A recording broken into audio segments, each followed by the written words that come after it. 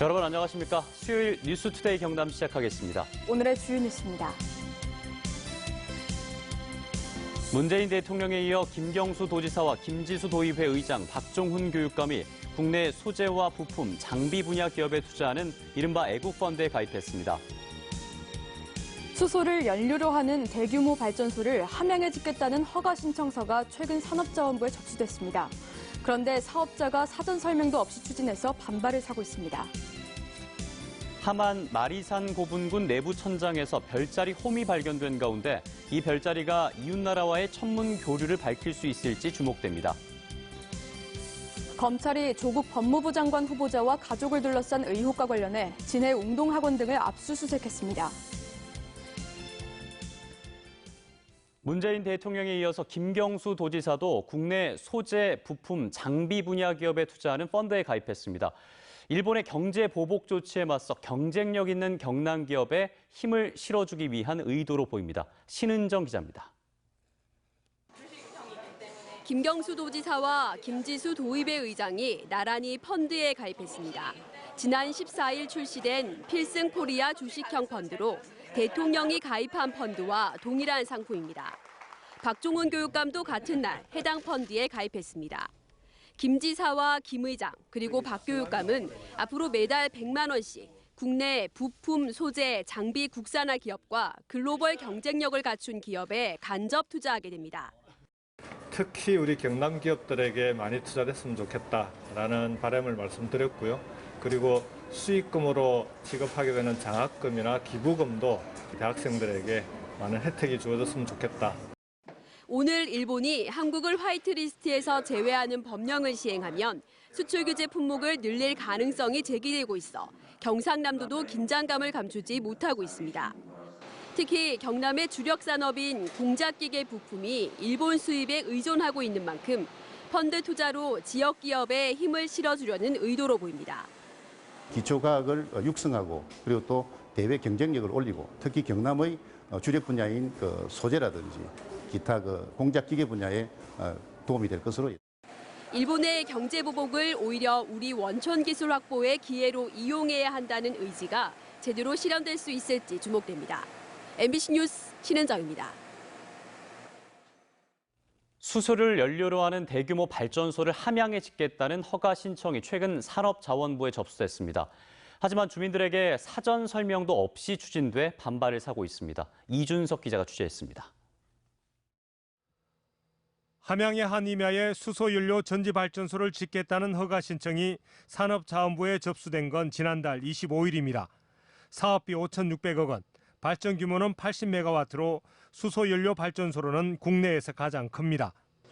하지만 주민들은 물론 함양군조차 허가 신청된 뒤에야 이 사실을 알았습니다.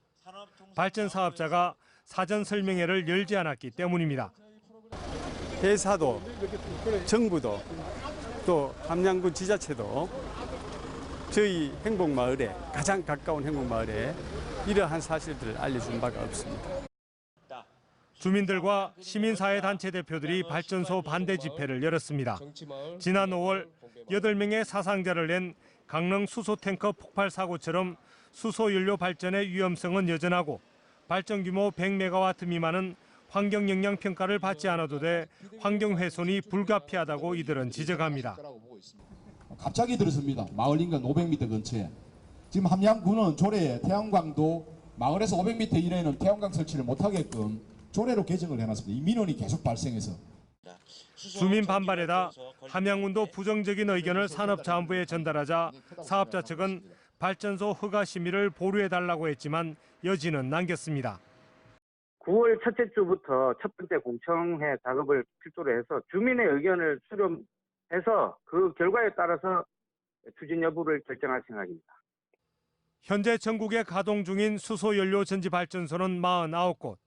여기다 최근 3년 동안 허가 신청 건수도 60건에 달합니다. 함양을 비롯해 전국 곳곳에서 갈등과 논란을 일으키는 수소 발전 사업에 대한 법과 제도 정비가 시급해 보입니다. MBC 뉴스 이준석입니다.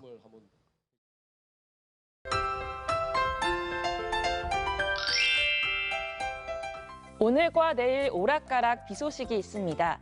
오늘 가끔 비가 오다가 오전 중 모두 그치겠는데요. 비의 양은 5에서 20mm로 많지 않겠습니다. 또 내일은 경남 남해안을 중심으로 오전 한때 비가 오는 곳이 있겠는데요. 예상 강수량은 5mm 내외로 적은 양이 되겠습니다. 어제는 정말 가을이구나 싶을 정도로 선선했는데요. 오늘은 어제보단 기온이 3, 4도 오르겠습니다. 창원의 아침 최저 기온 23도, 진주 22도에서 시작하고요. 낮에는 창원 28도, 진주도 28도까지 오르겠습니다. 위성영상 보시면 오늘 흐리고 가끔 비가 오겠습니다. 비가 내리는 지역은 가시거리가 짧으니 교통안전에 유의해 주시길 바랍니다.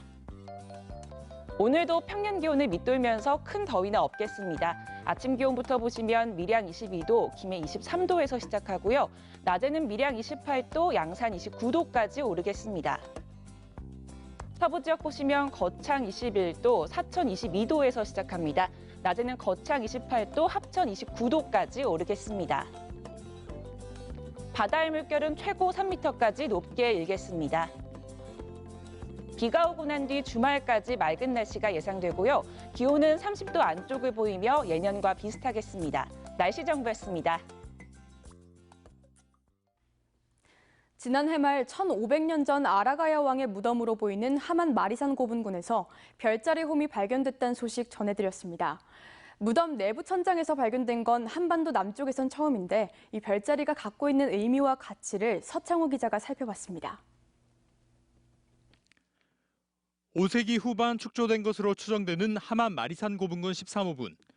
지난해 말 무덤 천장 덮개돌에서 134개의 별자리 홈이 세상에 나왔는데 무덤 내부 천장에서 발견된 건 한반도 남쪽에서는 처음입니다.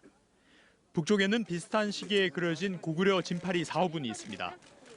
때문에 전문가들은 남쪽과 북쪽에서 천문 교류가 폭넓게 이루어졌다고 추정합니다. 특히 마리산 고분군에서 발견된 별자리는 별의 크기를 다양하게 표현했다는 점에서 고고학적 가치가 높다는 평가를 받고 있습니다. 한반도 남쪽에서도 매우 높은 수준의 천문학이 당시 있었다는 것을 알게 됐고요. 오히려 고구려보다 시기가 비슷하거나 빠르지만 그 수준은 더 떨어지지 않고 오히려 높을 수도 있다. 가야 무덤의 별자리 발견은 주변 국가와 교류한 흔적을 밝히는 데도 중요한 역할을 할 것으로 보입니다. 특히 가야와 천문 교류를 했을 것으로 추정되는 고구려의 박화에 새겨진 별자리가 7세기 말 일본 나라현 아스카무라 기토라 고분의 천문도와 닮아 일본이 한반도의 영향을 받았을 것이라는 주장도 나오고 있습니다. Relation of Japan and Korea, the astronomy transmitted from Kaya to Japan, I think. 함안군은 지난 20일 별자리 관련 국제학술대회를 여는 등 아라가야 별자리의 역사성과 진정성을 규명해 마리산 고분군 세계유산 등재에 힘을 보탤 계획입니다.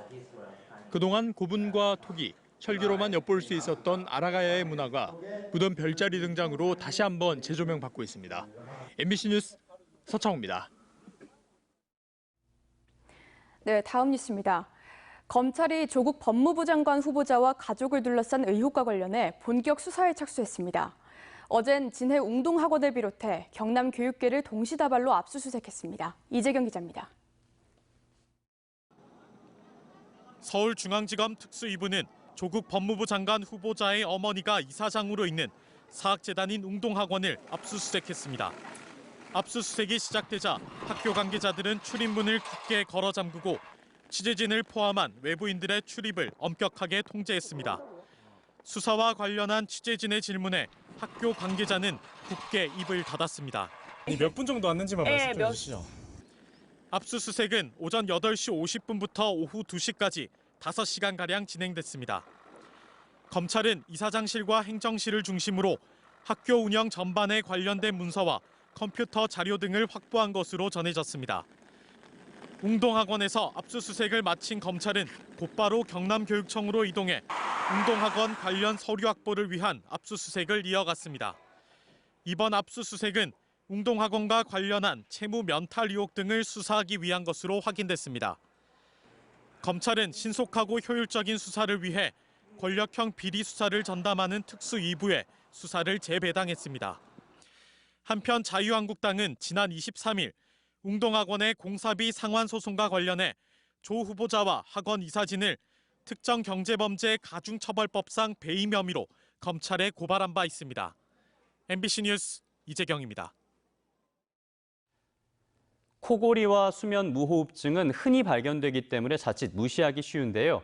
하지만 돌연사의 전조일 수 있어서 결코 가볍게 여겨선 안 된다고 합니다. 코골이와 수면 무호흡증을 TV클리닉 건강이 보인다에서 알아보겠습니다.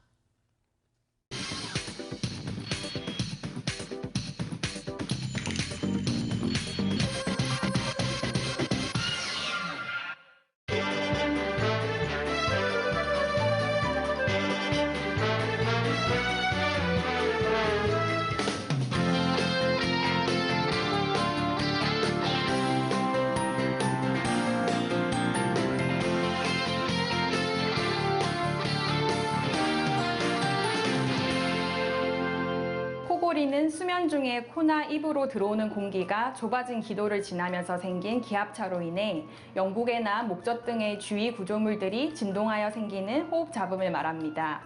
한편 무호흡은 호흡이 없는 상태가 10초 이상 지속되는 것을 말하고 시간당 5회 이상의 무호흡이 관찰될 경우 수면 무호흡증으로 진단하게 됩니다.